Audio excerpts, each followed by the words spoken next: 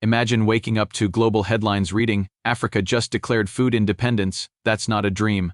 It's happening right now. For decades, the world was told that Africa couldn't feed itself, that without Western aid, imported wheat, or genetically modified corn from America's Midwest, the continent would starve. But what happens when Africa says enough?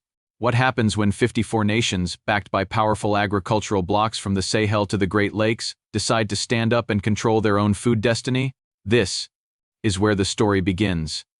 Welcome to AfriVibes News, where we dig deep into the stories reshaping global power, from the dusty farmlands of Burkina Faso to the boardrooms of Washington, D.C., and today we're uncovering one of the biggest shifts in modern economic history, Africa's Food Independence Declaration, and why America's $80 billion agribusiness empire is panicking, because make no mistake, this isn't just about corn or cocoa, this is about control. For over half a century, American corporations like Cargill, Monsanto, now Bayer, and Archer Daniels Midland quietly built a monopoly controlling Africa's seed supply, fertilizers, and even what farmers could grow. They turned African soil into a playground for profit while local farmers stayed trapped in debt. The narrative was simple: Africa needs help. But today, the continent is rewriting that script line by line. In the last 3 years alone, nations like Burkina Faso, Mali, and Ethiopia have launched massive homegrown farming initiatives powered by local seed banks, renewable irrigation systems, and regional trade pacts that cut out Western middlemen entirely. Across the Sahel, millions of hectares of land are now being cultivated with indigenous crops: millet, sorghum, fonio, the same grains that sustained ancient empires long before colonization. And here's where it gets even more interesting: these initiatives aren't backed by the IMF or US aid. They're backed by Africans themselves. Citizens pooling funds to build fertilizer plants, cooperatives reclaiming abandoned colonial farmlands, and governments banning imported GMO seeds in favor of native varieties. To Washington, this sounds like a quiet rebellion. Because the US doesn't just sell food to Africa, it sells dependence. Every ton of American grain shipped across the Atlantic isn't just food, it's influence. It's a political tool, a diplomatic weapon disguised as humanitarian aid. But when Africa produces its own surplus, those tools lose power. And for the first time, the continent isn't just feeding itself, it's starting to export. From Ghana to Tanzania, new agro-industrial zones are springing up, processing cassava into flour, turning palm kernels into biodiesel, and exporting chocolate made entirely in Africa. Suddenly, the global food chain looks very different and very uncomfortable for US corporations that have dominated it since the 1970s. Even Wall Street is starting to notice. Reports from American financial analysts warn that if Africa continues this trajectory, U.S. agribusiness could lose up to $80 billion in exports within a decade. Investors are calling it the African agricultural shockwave. But here's the part no one in Washington wants to talk about: this shockwave isn't a threat, it's justice.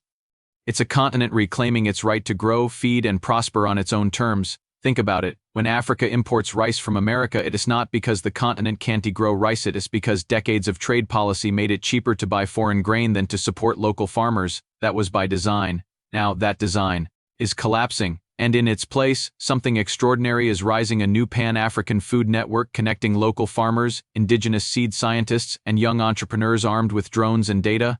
They're mapping soil quality, predicting rainfall, and coordinating harvests across borders. This isn't the Africa of yesterday, this is a digital, defiant, and determined Africa saying to the world, we will feed ourselves. And as the West watches in disbelief, one question echoes across global markets: if Africa no longer depends on US food, who really needs whom? Stay tuned, because in this episode we'll break down how this bold declaration came to be, who's behind it, and why it could mark the beginning of the end for America's global agribusiness dominance. Let's rewind.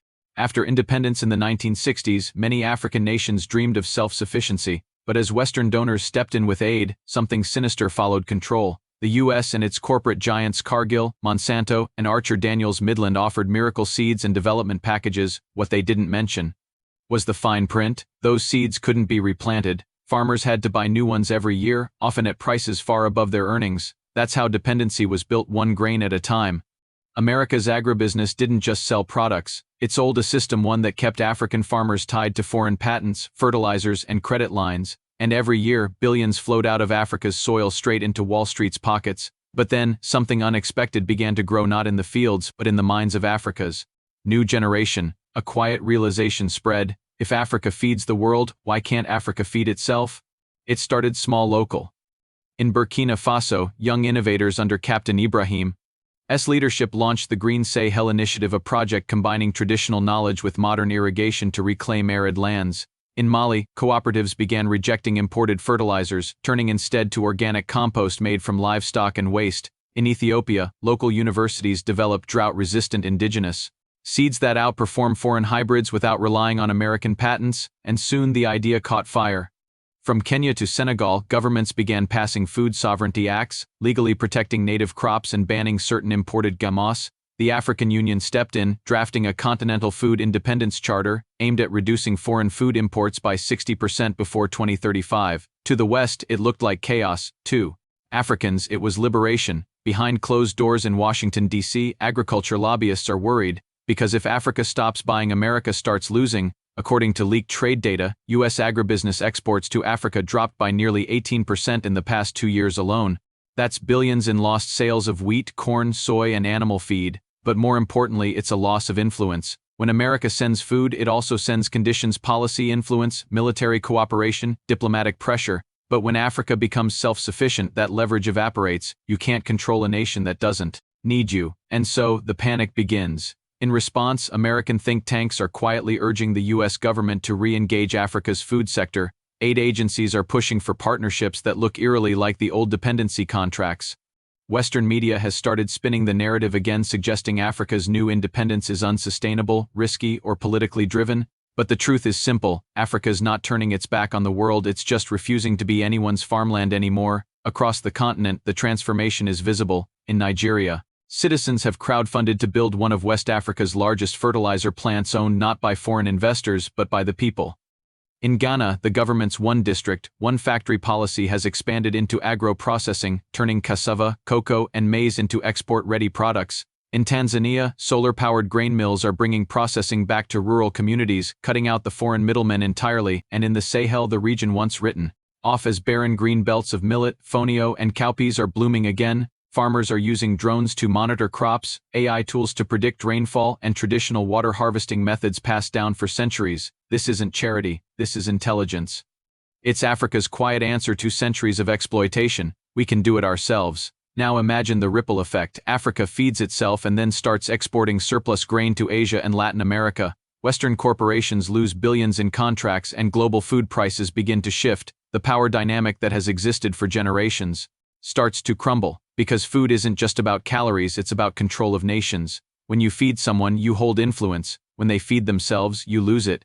For decades, the U.S. leveraged food aid to shape African policy. But now, for the first time, African nations can shape their own. Wall Street analysts call it the African agricultural shockwave. They warn investors that by 2030, the U.S. could lose up to $80 billion in agricultural dominance, not to China, not to Europe, but to Africa itself. And behind those numbers lies something far bigger: pride, dignity, and ownership. Walk through a village in northern Ghana today and you'll see something different: young people returning from cities to farm. Not because they have to, but because they want to. They're not farming for survival anymore, they're farming for profit, for innovation, for the continent's future. Cooperatives are forming digital marketplaces connecting farmers directly to buyers in Lagos, Accra, and Nairobi. Women-led agri-tech startups are teaching sustainable irrigation techniques through mobile apps. Everywhere, the energy is the same. We're taking back what's ours, and that's what scares the West most.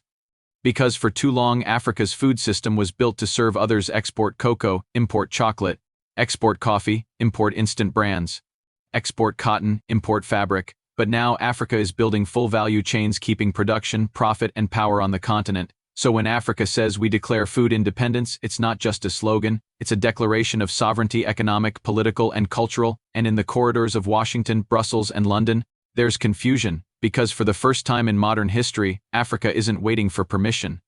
As one farmer recently said, "They told us we were poor, but we have the land, the sun, and the will. How can we be poor?" That's the new African mindset: self-sufficient, self-aware, and self-directed. So yes, the world is watching. And yes, America's $80 billion agribusiness empire is trembling. But for Africa, this is just the beginning. Because food independence isn't just about agriculture, it's about identity. It's about a continent finally feeding its people with its own hands, on its own terms, in its own time. And as the winds of change sweep across the continent, one truth becomes impossible to ignore: the age of dependency is ending, the age of African sovereignty has begun. You see, Africa's declaration of food independence didn't happen in silence.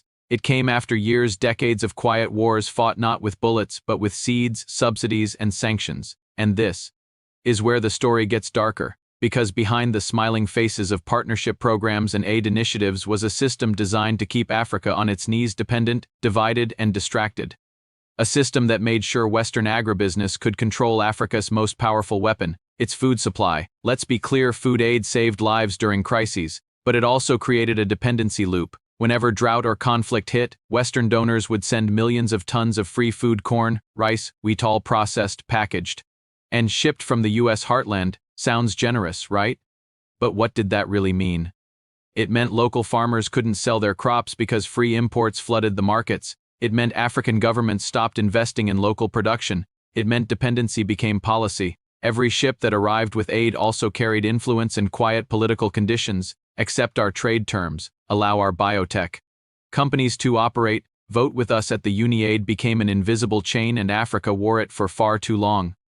At the center of this war was something deceptively small: the seed. To control agriculture, you must control what grows. And that's exactly what companies like Monsanto, Syngenta, and DuPont did. Through the 1990s and 2010s, these corporations aggressively pushed genetically modified seeds into African markets, promising higher yields. But there was a catch: those seeds couldn't be replanted. Farmers had to buy them again each year, often from foreign suppliers at high prices. Soon, Africa's ancient seed diversity, thousands of native crops adapted to drought and pests, began to vanish. Traditional knowledge faded, food security weakened. That's why the new African movement for food independence is putting seed sovereignty at its core. In Mali, seed banks are preserving hundreds of indigenous varieties. In Kenya, youth cooperatives are mapping forgotten grains.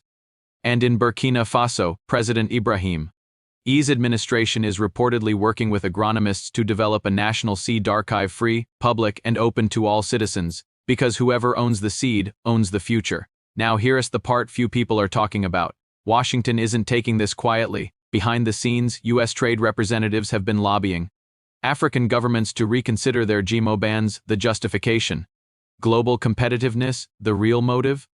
Protecting the American biotech industry from collapse. Think about it: if Africa, with its 1.4 billion consumers, rejects patented seeds and foreign fertilizers, those multi-billion-dollar companies lose their biggest untapped market. It's not just economics, it's hegemony. Leaked diplomatic cables from the early 2010s already showed U.S. embassies pushing African ministers to adopt laws favorable to foreign agribusiness. In some cases, Western NGOs disguised as development partners were funded by these same corporations to influence local policy. But now the tide is turning. African leaders, especially in the Sahel Alliance, are calling this what it truly is: agricultural neo-colonialism, and they're fighting back. It started with whispers in 2023, a coalition forming among Burkina Faso, Mali, Niger, and Guinea. Their shared goal? Agricultural sovereignty. These nations began trading fertilizers, sharing irrigation technology, and collaborating on indigenous crop research without any Western intermediaries. They even proposed a regional food reserve system, a Sahel granary, to buffer against droughts and market shocks. That was the moment Africa's food revolution became a movement. And it's spreading fast. Ethiopia is sharing its teff and sorghum innovations with East African neighbors. Turn on CNN, BBC, or Bloomberg, and you'll notice a pattern. The framing is cautious, sometimes even fearful. Headlines like "Africa's risky food sovereignty push could backfire," or "Concerns grow over African agricultural nationalism." Nationalism? Really? When Europe subsidizes its farmers, it's called food security. When Africa does the same, it's called nationalism. That double standard is exactly what this new generation of African thinkers is rejecting. Because for once, Africa isn't asking for permission, it's setting its own agenda. Behind all the noise, the real work continues. In Ghana, farmers are experimenting with digital platforms that track produce from soil to shelf, ensuring transparency and cutting corruption. In Kenya, women-led cooperatives are running solar-powered irrigation schemes. In Zimbabwe, farmers are merging ancient permaculture practices with drone mapping. And in Mali, high schools are adding agricultural engineering as a core subject, training the next generation to master the land, not just work it. Step by step, a new ecosystem is forming, not controlled by multinational corporations, but by Africans themselves. Here's the blunt truth: Africa is not rejecting America, it's rejecting dependency. The same land that once fueled colonial plantations is now fueling African prosperity. And as this transformation accelerates, Washington faces a hard question: can it compete fairly in a world where Africa is no longer under its thumb? For too long, Africa was the testing ground, the export market, the dumping site for surplus grain. Now it's the future, and the future doesn't belong to those who exploit it, it belongs to those who cultivate it. So yes, Africa has declared food independence, but that declaration is not just economic, it's spiritual. It's a reclamation of dignity. From the Sahel to the Nile, from the Congo Basin to the Cape, the message is spreading: we are not poor, we were made poor, and now we are breaking the system that kept us there. And that's why, behind the polite smiles and diplomatic statements, the world's most powerful agribusiness lobbies are terrified, because Africa has finally realized the seed in its hand is more powerful than the signature on any foreign contract. This is the real story, the hidden war, the quiet rebellion, and the unstoppable rise of Africa's food sovereignty. Stay with us, because in the next section, we'll reveal how America's biggest food corporations are trying to fight back, and why their old playbook may no longer work in the new Africa. So here we are at the end of an extraordinary story, a story that started with dependency, deception, and despair, but ends with rebirth, resilience, and revolution. Africa's declaration of food independence isn't just another headline. It is the birth of a new global reality, one where the continent that once fed empires is finally feeding itself. For generations, Africa's story was written by outsiders, colonial powers, global corporations, and aid institutions that saw the continent as a marketplace, not a partner. They defined Africa through its weaknesses, never its strength. They said Africa was developing, as if it hadn't already given the world its first civilizations, its richest soil, and its most abundant resources. But now Africa is writing its own story, and it's doing so with plows, seeds, satellites, and sovereignty. If there's one thing this entire journey has proven, it's this: Africa's greatest weapon is its land. The soil that was once exploited for profit is now becoming the foundation of liberation. Across the continent, farmers are transforming barren lands into green corridors, building irrigation systems powered by solar energy, and creating fertilizer plants funded not by foreign investors, but by citizens themselves. In Burkina Faso, Captain Ibrahim's people-first policies are turning agriculture into an engine of national pride. In Nigeria, cooperatives are merging digital finance with farming, ensuring small-scale producers can access the same tools once reserved for multinational firms. In Ghana and Cote d'Ivoire, cocoa farmers are no longer just suppliers, they're factory owners, brand creators, exporters of finished African chocolate. This is more than economics, it's identity. For the first time in decades, Africa's farmers are no longer victims of a broken system. They are the architects of a new one. Make no mistake, the ripple effects are shaking the world. The same corporations that once saw Africa as an infinite profit pool are now struggling to maintain control. The very model that built America's $80 billion agribusiness empire, cheap African imports, dependency-based exports, and one-way trade, is collapsing. And with it, a century of economic domination is beginning to fade. For Washington, this is more than a trade issue. It's a geopolitical earthquake. Because when a continent that was once dependent on Western grain becomes a food exporter, the balance of global power shifts forever. The West's greatest fear isn't just losing profits. It's losing influence. No longer can food be used as a diplomatic weapon. No longer can aid be disguised as control. The illusion of African helplessness has been shattered. But perhaps the most powerful transformation isn't happening in boardrooms or parliaments, it's happening in people's minds. From farmers in rural Mali to students in Lagos, from activists in Nairobi to policymakers in Ouagadougou, there's a growing understanding that true freedom isn't granted, it's grown. This new generation of Africans doesn't see agriculture as old-fashioned or secondary, they see it as the key to modern power. They are coding agricultural software, running drone mapping systems, creating organic brands, and connecting directly with consumers through e-commerce platforms that bypass the West entirely. For the first time, Africa's food system is being built by Africans for Africans. It's no longer about survival, it's about sovereignty. And as this new vision spreads, the phrase "Made in Africa" is taking on a new meaning, not just as a label of origin, but as a statement of pride and possibility.